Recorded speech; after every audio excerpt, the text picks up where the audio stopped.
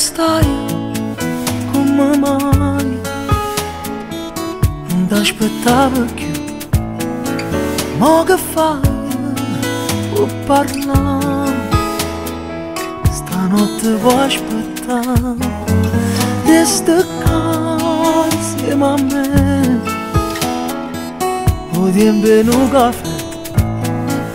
Quante cose sono successe, ti voglio raccontare. Guarda sti fotografie, o mare tu hai, che tornasse a te far ridere così, ma sempre si può dire.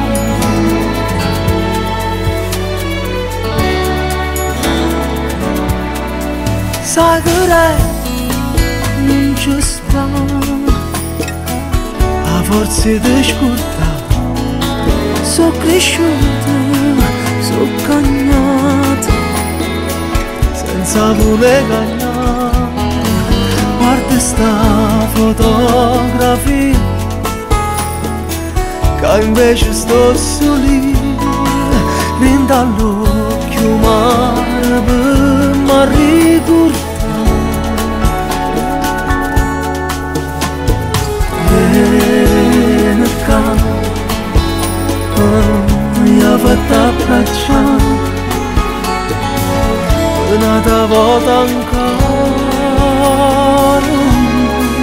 Guarda il sole già staccato che mi veniva a sciatare, ci incontrammo ancora in dei suoni miei. Ma sempre si può dire,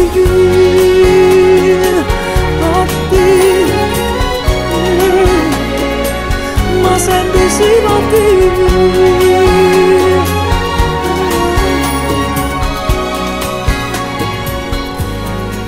Te ne vai a così, ci salutiamo già, a dove vai anche pure, ma sempre sì.